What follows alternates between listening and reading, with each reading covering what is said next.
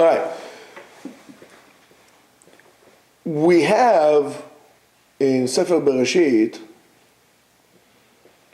the story of Hagar. Hagar, the maid who is the mother of Ishmael, and the very sad event of the mother of Hagar.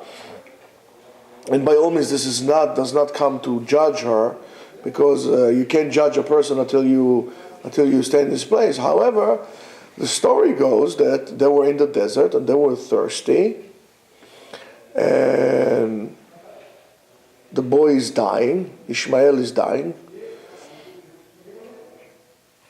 and who knows, probably going into a shock or something from dehydration. And Hagar cannot sit there and watch her baby, well, not a baby, it was a kid, die, so she puts him under a tree and she goes away because she cannot watch the baby die. Okay? Again, this is not to judge her, just to show you different set of values. In Parashat Shemot, which is an amazing parasha, we have a similar yet different story, where Moshe Rabbeinu was born, and the house was full of light, and they couldn't hide him anymore. That's why when the Christians took the whole story about Jesus like this, they copied everything. It's okay. As long as they don't kill us, it's okay. And they put him in a box, and they sent him down the river Nile. Because if they wouldn't have done it, the Egyptians simply would have killed them, just like they killed any other Jew, where they smashed their heads. They killed the baby boys. However, unlike Hagar, there is a woman there named Miriam. Yocheved was the mother. Miriam. Again, interesting enough, Miriam, Miriam, who also puts the baby in the river. However, she is watching to see what's going to happen with the child, which is very interesting. It's interesting because putting him in this like cradle box, in which they put him inside, it's flat, and any movement of waves could tip it over. This is dangerous. Any Egyptian soldier that will go, or officer that will go, or an Egyptian himself that will go, and we see a Jewish boy. How do they know a Jewish boy? They were circumcised. And who else would put a boy? They would kill him.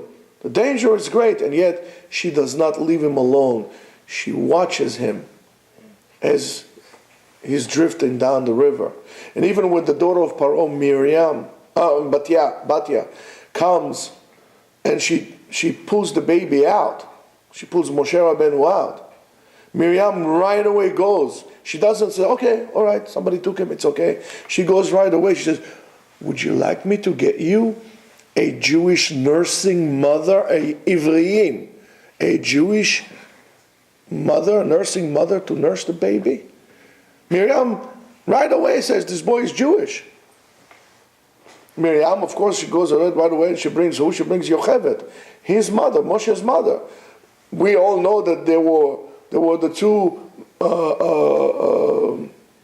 midwives, the two doulas, that doula, it sounds so scary, the midwives, the Jewish midwives, that actually disobeyed Paro, and instead of killing the babies, they revived the babies with a tremendous mesirut nefesh, with tremendous dedication, with tremendous act of chesed, reviving those children. Miriam comes, and unlike Hagar, again, not to judge Hagar, but unlike Hagar, that puts the baby away so she cannot watch him with his destiny, with his fate. Look at the fate of Miriam. She is watching him to see what will happen to him, to maybe even put her life on a line, because she did it before, to put her life on a line to see what will happen with the baby. And then as soon as she comes, she offers and she tells, would you like me to get you a nursing Jewish mother? That Miriam, you want to understand, mazeh midah keneged midah, a measure per measure. The same Miriam that when she was in the desert, when she had Sarat, a whole entire nation waited for her for 7 days, refused to travel for 7 days until she cured, until she purifies herself. She waited for Moshe. A whole nation waited for her. This is the strength of female Jewish values. It is enormous. Whether it was Mitzrayim, whether it was to the matriarchs, whether it was in Purim, the salvation of Am Yisrael came through women. Women were the initiator of this salvation. However, I am a little concerned because I think, and why am I concerned? Because I feel that to a certain extent, Jewish women are missing in action. Therefore, I call upon Jewish women to become what they were and to initiate the salvation because we need them. Without them, it's not going to happen. We need Jewish women to step in. We need those values of Miriam, not the values of Hagar, to be reinstituted, re-implemented, and to put into action back again for our salvation. Shabbat Shalom. Shabbat Shalom.